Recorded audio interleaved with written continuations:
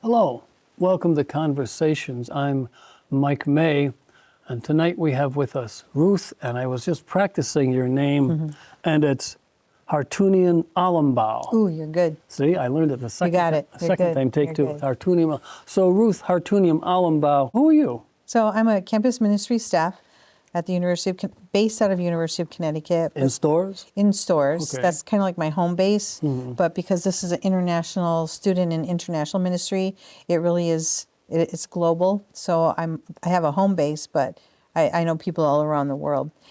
So I'm campus ministry staff with International Students Incorporated, which is headquartered in Colorado Springs, like at least 200 or more other ministries. And I'm campus ministry staff for the past 3 years. And even though I've been a part of the ministry in some way, shape, or form for about 35 years, starting as a single woman who said, oh, I think this sounds like a great idea. I'm going to be giving financially to help the people who are starting the ministry. So what is this now? What is it, the name of it again? It's International Students Incorporated. So the very short answer is that I share my faith as a Christian with the people, with internationals. And that doesn't necessarily mean only students. I share my faith with internationals, and I meet their felt needs as well as the real needs that they have. And I'm there when they come off the plane, and I'm there to help them navigate what it's like to live in this part of the world, just like I've appreciated them when I've visited them in their countries. And so you... I've been to a number of different countries. Oh, wow, Yep. you have to tell us about them. Yeah. Okay, so what happens? So you say when they get off the plane, so what is it that you do? Oh, one thing is I'll pick someone up at the airport with usually another friend who speaks the language that they know. So a recent example is I picked up a young man from Ghana, and I had his friend from Ghana in the car, and as he got in the car, he's talking to his family, saying that he got there safely. I don't understand their language, Right, but yeah. I know that I'm asking, like, what Yeah, are you saying? yeah. And they're saying Ruth is driving the car and pointing out the things that they're seeing along the way. So that's a small example. I've gone into doctor appointments with people to help with understanding certain procedures. One couple from China had to have a baby delivered C-section, and Oh my goodness. and the doctor's asking if he wants her to have her tubes tied. And of course, that's slang. That's like vernacular. Yeah. And so I said, I will explain what that means to you, because it's a serious thing. Right. Oh, yeah. But then, there have been joyous moments. I currently tutor a 4-year-old whose family is from Iran. Oh. And so they wanted her to learn English from a native English speaker. So I've playing and reading books and enjoying the company of a 4-year-old. So I get to do a lot of interesting things. One thing that I did in the name of ministry is I delivered a cat to Massachusetts for a friend, for a student, which was very interesting. Yeah. I've never done that, and I was very worried about that because I didn't know if the cat would cry the whole way there or what. Just a couple of weeks ago, a local church that partners with us and supports us had what was called a big barn giveaway. They have a barn full of household things. Oh, really? And all those things are free to the people who want them. And what they did was they had a picnic for us after this church service. And then they also provided trucks and transportation. Oh. Now, they're way out in Woodstock. I'm in Willimantic. Oh, I see. Yeah. So the trucks are key, because if you want table and chairs, Yeah. Right. and I don't have the ability to transport that. I don't have a big truck. Yeah. So there have been a lot of partnerships, a lot of collaborating in ministry. Hopefully I answered your question. So how did you get into this? How did you first hear about it? Well, I was going to church in Glastonbury at the Evangelical Free Church there. Oh. And the people who were starting the ministry on campus were talking to all of us about what they were planning to do and inviting people to participate in some way, shape, or form in some way. And I alluded to it earlier. I said I thought I started giving. So I started providing funds to help them in their ministry. And this is going back almost 40 years then? Yeah. Yep. Okay. Yep. It is. It is. That couple have been my mentors, and they've been very close friends. And a few years ago, probably about, I want to say 10, they asked if we would be the head of the ministry, my husband and I. Oh, really? So I went from giving all the way to now administering the ministry. I've probably done almost any and every task there could be done in between. Lots of times I'm there with music, because everybody loves music. And with food, there's always food. What, do you sing and dance in music? No, it's just a lot of the internationals, they love to sing songs from their country. Or okay. They like to sing songs from here too. So at a gathering, I had a large gathering at my house, I think it was last month, and people wanted to sing songs, and I was so shocked at what they wanted to sing. So they wanted to sing a song called Hotel California. Yeah. I was like, wait a second, you guys are from like halfway across the world and that's what you want to sing? I was like, okay. So we'll play the song and everybody's singing. Another one that was really funny, the song from the musical Beauty and the Beast, the Disney. Well, nobody knows all the words to the song. That's da da da da dum, tale as old as time, etc. No, nobody knows all the words to that. But when you get to this certain part, and you're singing and you're listening to the song, da da da da dum, da da da da dum, Beauty and the Beast. Everybody knows that. Yeah. Well, I have to tell you a Hotel like 50 years ago, I lived in Southern California for a few years, of all places, in Laguna Beach, which is this interesting art colony, and people used to live. Timothy Leary lived there for a while, that kind of thing. And there was this old motel on Pacific Coast Highway off to the side. And whenever I went by it, all I could think of was the hotel. I said, "That's where they got the." If you looked at the place, you could go, "Okay, this is that kind of place." Okay, so you have music, you have food, and we do have dancing sometimes. Really? Yeah. So currently, what I'm doing is my husband and I host a large event, often at our house, which is getting too small now because there are so many people coming. We host a large event and then I meet with people in between the large event times, like on a more personal basis. So we had a large event and there happened to be a group of, I think they were undergrads from India who came, and they wanted to do their traditional Indian dancing. So my driveway was like, that became the dance floor. And I couldn't figure out how to do what they were doing for anything. I tried. But yeah, sometimes there's dancing. There's definitely always food, and there's always what I love the best about these gatherings is the opportunities to have conversations with people. I feel like in a lot of ways our culture has lost touch with our humanity and our ability to have a conversation. Yeah, everybody's just Well, and you know what? What I love about spending time with international friends is that they don't look at the time and they don't mind lingering. They don't mind spending time talking and munching on dates and nuts and maybe some sweets and having tea and enjoying the fellowship of people, maybe in a nice setting like a park or something like that. I appreciate that very much so, as far as some of the things I get to do. Is it a rush? Oh, okay. yeah. Okay, this is good. Okay, we're going to take a short break, and we'll be right back to talk more with Ruth Hartunian-Alumbaugh. See, yes, I'm getting it. You're good. I'm getting it. You're good. CVC is happy to announce that we are available to stream on Fire Stick and Roku.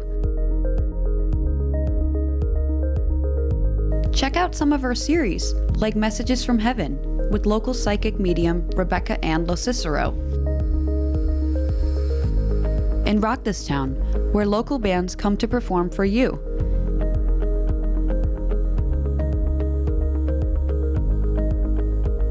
If you wish to get involved in any way, contact us at info@cvcct.org. Don't just watch TV, make it.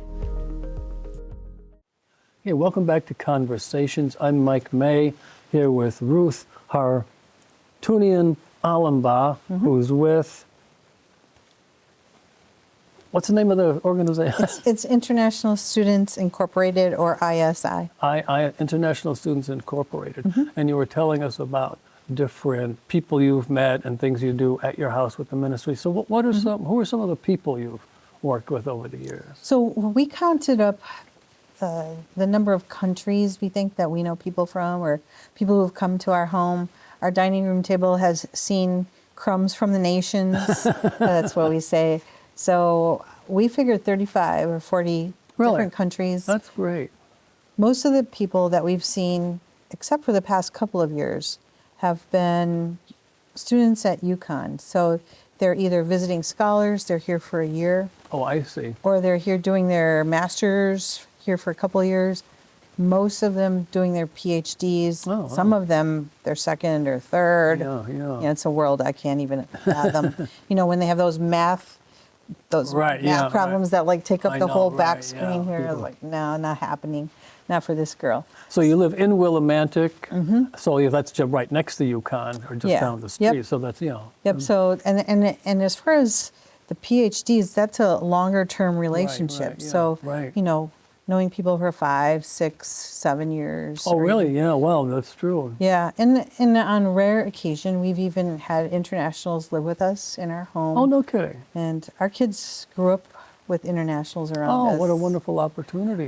I think that they had rich lives when it comes to experiences as well as traveling too.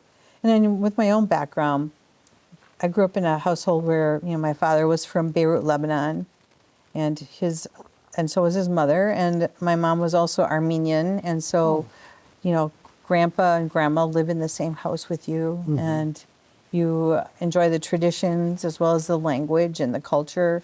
So I feel like that kind of like set me up for some of what I do. Your father was from Beirut? Yeah, my dad. Well, then we're extremely distantly, because my sister-in-law in California is Lebanese. Oh. She was born there, but her parents, I believe, were born in Lebanon. Oh, okay. So we're not related.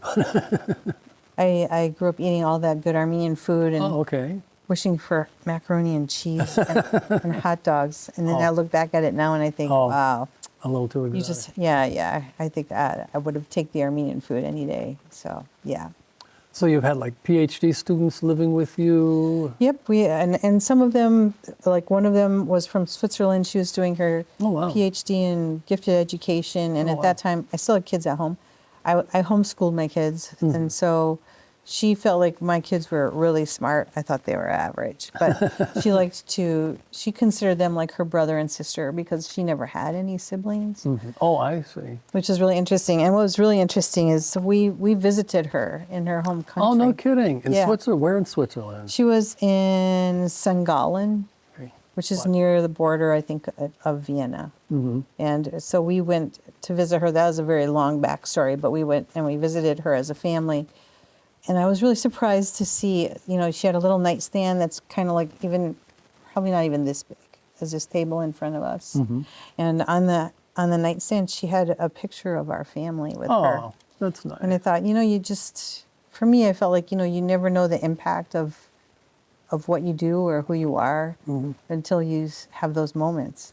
Well, I went to a school in another state. And it was a very, very small campus, and right across the street was a lady who had lived there like for decades, and one of the things she did just out of the goodness of her heart, like on Friday nights or Saturday nights, she'd open up her house. People could come and watch TV and have coffee and have some cake and just kind of unwind. Where's that?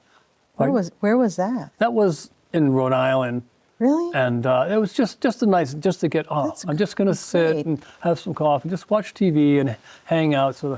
And that was a real ministry because it gave you a chance to decompress. What a great idea. Yeah. I love that idea. And it wasn't a big deal. It was just, come in, sit down, watch TV, have some coffee. Well, and to that point, I think that, oftentimes we don't do these kinds of things because we think it has to be so fancy or whatever. But I think if we have the time and we have the heart to do something, that simple is fine. And it's good enough, and nobody goes home hungry or wanting or lacking. I love that idea. Yeah, that's very cool.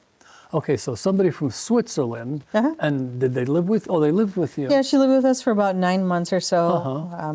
We've had people from China. At one point, until recently, we were doing Airbnb and meeting a lot of internationals because in the description we would say that we cater to internationals, and internationals have multi-layers of different kinds of needs than just the good old American who comes with their own car and, you know. So, for example, like a need. So we had a gentleman show up at our door earlier than what he said from Beijing. Okay. From Beijing, saying that he was coming to my little town for a drum convention. And now, you know, I've lived in my town for a long time. I know what's in my town. Yeah. And I'm thinking and wondering if he's gotten hoodwinked.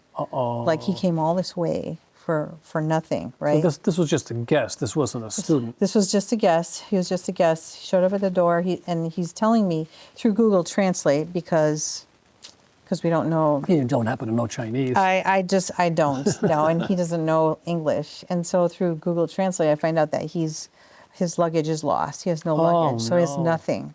So I took him to the local Walmart, of course, and we went shopping. And he's telling me through Google Translate that he has no idea what size he wears because his wife buys all his clothes. Yeah, and that's another country. Yeah, and so sizes are different. So now I'm trying to help him find what he needs, trying to help him convert from one size to another, all that kind of stuff. What I did, because I'm this person, I followed him to the place where this drum thing was supposed to be happening because I thought if he's going somewhere dangerous, I want to be able to haul him out of there and protect him. But it was a legit thing. Okay, yeah. It all came together. Good. It was at a place on Main Street in Willimantic. They were meeting. He is a master djembe creator. So the djembe is the drum that has all those strings on the side to hold the skin on. Oh, yeah. And he created a tool that makes it easier to string up your drum. And so that's why he was here for that conference. And so when I found out that it was a legit thing and it was all right, then I was like, I'll make you cupcakes and you can take them in. I was like, all right, I don't have to have an international tragedy here. Right, yeah, no, So that was someone who was just staying with us just for a little while. As far as other longer term people, the friend from Switzerland, you know, was with us. She was like our family. We did everything together. She had her own room. Our kids all had their own room. Yeah, that's nice that they have room to do that. It was. I feel like I've led a very rich life in relationships. Yeah. So what about another student or another person? So we've had Ghana, we've had China, we've had Switzerland. Well, I do get a kick out of some of my friends who are from the African continent. I don't want to stereotype people because that's where my mind goes in some things. But I remember our friend from Ghana, she wanted to share something very special with us, a very special soup. And she had brought some of the ingredients to the U.S. from Ghana. Like, you can't find them here. Yeah. And so she wanted us to try it. And I'll tell you, it was like fire in your mouth. It was so hot. So we used to tease her and say, this is Gloria's fire soup. Like, get a whole bowl of rice, one little spoonful of the broth, and sprinkle it on there, and that's about all you're gonna get. I've taught a lot of people how to cook American traditional dishes. Yeah. So that has been kind of fun to do that. I'm trying to think, the popular dishes that people want to learn are things like meatloaf, meatballs, you know, very similar. Yeah. Fruit tarts, cornbread. It's like whatever they want to learn. And I usually, I did this special recipe for one of my friends from Taiwan. She was doing her defense, and I made a citrus cake for her, and it was my own recipe, and she loved it, and so did some of the other people who were there. So they're like, we want to learn how to make this. So when I teach those kind of things, I make sure that whatever I do is easily translatable. Yeah. So we had the 9x13 baking pan, because most people have that. We had 1 teacup, which is my measuring cup, like 1 cup. Right. And we kind of eyeball the half cup or a quarter cup. And then I use my hands for the teaspoon, Yeah. tablespoon, Close whatever, enough, and yeah. say, this is how much salt you About put this in. much, yeah. Throw it in there. And just mix it all up. No mixer needed. If you have no electricity, you Right. can reproduce this wherever you go. Sounds good. Okay, we're going to take another short Okay. break, and we'll be right back with a story I have about food. Ooh, yeah. At Community Voice Channel, you learn television production with hands-on experience. Our programming comes from volunteers, just like you. For more information on how to volunteer, call 860-645-1454 or visit www.cvcct.org. Don't just watch TV, make it. Okay, welcome back to Conversations. And Ruth had been talking about food. So I've got a short food story. I Good. lived in Awesome. Southern California like 50 years ago. And some friends, we're going to go down to Mexico to Ensenada to this nice restaurant. Do you want to come? And I thought, oh, wow, yeah, to go to a Mexican restaurant in Mexico. Oh, yeah. Not just. So we get in, we drive, we get there. It's a very nice place. And we order, and they put down some chips, and they put down a little thing of sauce. And I thought, I've heard about this, so I've got to be real, real careful. So I took a chip, and I dipped just the tip of the chip in the sauce, shook it off, touched it to my tongue, and I went blind for like the next 30 seconds. What is in this? So that was a little too spicy for me. It's something like that happened when I was in China. I thought it looked like a cherry tomato, but it was a pepper, and it was like full on, and my mouth went numb for at least 10 or 15 minutes. But it was a little shocking. Well, I always liked Asian Chinese food, but I was still learning because I ordered something once, and I said, and here was this like green paste, and I said, avocado. I love avocado. So I put a big smear on, and then took a bite, and it was, what is it? It's wasabi. Wasabi, Yeah. which was like the surface of the sun hot, and because I was expecting avocado, so I learned my lesson. Yeah. Okay, so you're cooking, you've got international students coming in and out of your house, and your kids are learning Swedish or whatever, or Swiss or whatever. Something, yeah. So you have some, you mentioned some upcoming events. I am getting ready to do an event that I've dreamed about. Oh, wow. Dreamt. Dreamed. Dreamed Either one, I think. for at least a decade, if not longer. And at this point, it looks like all systems go. So I live in Willimantic, and there's a street called Foster Drive Okay. that has a lot of apartment buildings there, and a lot of people who live there are internationals. Oh, really? Okay. I have many friends who live there. I spend a good amount of time there. It's literally a city mile from my house. I've walked there, I've prayed there, I've met friends, I've forged relationships, and I have always wanted to do something, but I couldn't figure out, like, how could I do that? Yeah. They have a community room, but it's really only for the residents. And I had this idea, or maybe I was talking about this with somebody, and sometimes, two heads are better. They're better than one, right? And so they said, well, why don't you see if the manager of all the apartments would be willing to send out an email invitation Oh, I see, yeah. to everybody. So I thought, that sounds doable. So just today, I went in. Really? Yep. I went in and I talked to, I think her name was Katrina, and she said, oh yeah, I'll send out a couple of email blasts for you. I started the paperwork going with the Wyndham Recreation Department to secure the park for the event. I've talked to the building inspector people. I've talked to the health department people, and the simple idea is basically, walk down the hill and come to the park and enjoy. Now, what park is this? It's Alex Case Park. And Alex Case Park. And it's spelled C-A-I-S-S-E. C-A-I-S-S-E. Okay. So it's on the corner of Foster Drive and Jackson Street, which Okay. Jackson Street is the same as 195. Oh, okay. And it's near the Eastbrook Mall. Okay. In Willimantic. Over that way, yeah. Yep, in that way. And so basically people just have to, because I was concerned about transportation and leaving people out. just walk down the hill, bring food, because everybody has to bring something. Right, yeah. And hopefully I'll have tables set up and some kind of boombox or some kind of music or something like that. And I just feel like it'll be an opportunity to further build community, help people find each other, to have friendship. Because, I mean, I think at the end of the day, we're all sometimes lonely. Mm-hmm. And I think that this will meet a number of different needs as far as connections and things like that.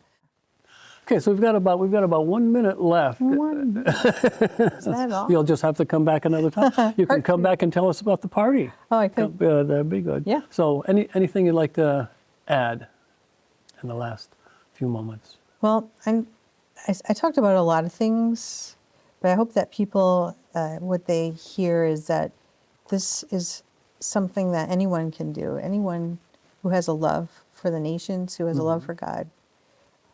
And it is highly fulfilling, highly stressful, but highly fulfilling. I am grateful to be where I am. Mm-hmm.